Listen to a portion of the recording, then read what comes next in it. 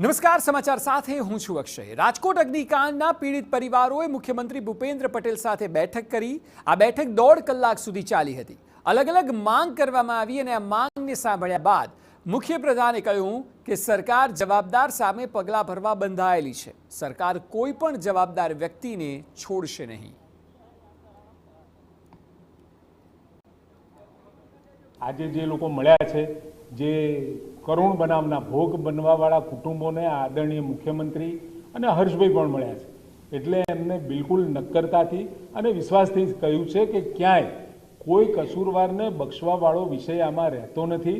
એટલે હાઈકોર્ટની અંદર જે 3 કમિટીની રચના કરી, તમે કહો છો, 3 કમિટીની રચનાનો રિપોર્ટ, એમાં પહેલી જે કમિટી હતી SIT, એ સીટનો પણ રિપોર્ટ આપણી પાસે આવી ગયો છે। બીજી કમિટી છે એના રિપોર્ટનો જરા મને ખ્યાલ નથી, પરંતુ એ ત્રણેયના જે ફાઇન્ડિંગ્સ હશે એ ફાઇન્ડિંગ્સના પ્રમાણે ચોક્કસ અને કોઈ પણ જગ્યાએ જ્યારે કોઈ નિર્ણય લેવાનો હોય અને કોઈને ગિલ્ટી અથવા તો કસૂરવાર સાબિત કરી અને પગલાં લેવાના હોય, એટલે એની નક્કરતા અને કેસની સજ્જડતા માટે જે પણ પ્રકારના પુરાવા અથવા તો રિપોર્ટના આધારે ભેગા કરવાના હોય એ કરવા માટે સરકાર કરી રહી છે। પીડિત પરિવારનું કહેવું છે કે સરકાર ખરેખર પગલાં લેશે તો અમે માનીશું કે સરકાર અમારી સાથે છે। કીધું છે મુખ્યમંત્રીએ કે તમે જ્યાં કહો અમે તમારી હારે છે।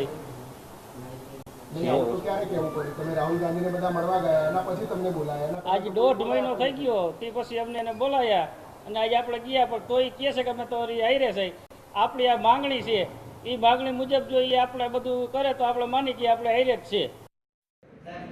પીડિત પરિવારોએ 12 માંગણી કરી છે, જે મુજબ TRP ગેમિંગ મામલે એક કમિટી બનાવવામાં આવે, સુપ્રીમ કોર્ટના 2 નિવૃત્ત જજ, ગુજરાત હાઈકોર્ટના નિવૃત્ત 2 જજ સહિત એક મહિલા સિવિલ કોર્ટની નિવૃત્ત જજ તપાસ કરે, સુજાતા મજમુદાર અને નિપિત રાયને કમિટીમાં સમાવેશ કરવામાં આવે।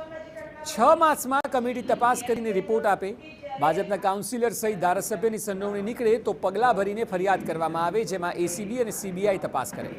TRP ગેમિંગ ઝોન રેસિડેન્સ વિસ્તારમાં ઊભું કરાયું અને તેની મંજૂરી જેણે આપી તેની સામે પણ પગલાં ભરવામાં આવે।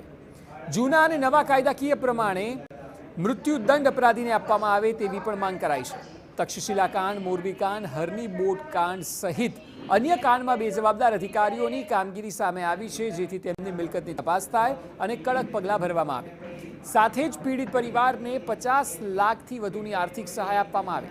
પરિવારનું માનવું છે કે અધિકારીઓને સસ્પેન્ડ કરવાથી કોઈ ફાયદો નથી। અધિકારીઓ 6 માસ પછી નોકરી પરત ફરી આવશે અને એટલે જવાબદારને નોકરીમાંથી કાઢી દેવા જોઈએ અને જેલમાં ધકેલવા જોઈએ। પરિવારનું કહેવું છે કે જો અમારી માંગ નહીં સંતોષાય તો અમે રાજકોટથી રેલી કાઢીને મુખ્યમંત્રી કાર્યાલય સુધી આવીશું। આ તો આશ્વાસનની વાત છે બધી, અમને તો થોડુંક એવું લાગ્યું કે આમાં બધું આશ્વાસન દેવાની વાત છે।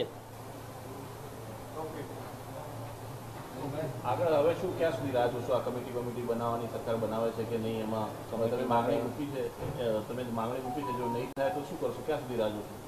એ નહીં થાય તો અમે યાત્રા કાઢશું, રાજકોટથી અહીંયા લગી હાલીને આવવાની યાત્રા કાઢશું, મુખ્યમંત્રીના નિવાસસ્થાન લગી, આપણે એના બંગલા લગી બધે અમે આવશું। આપણે જણાવી દઈએ કે આ અગાઉ પીડિતોએ રાહુલ ગાંધી સાથે પણ બેઠક કરી હતી અને અહીં પણ તેઓએ ન્યાય મળે તેવી માંગ મૂકી હતી।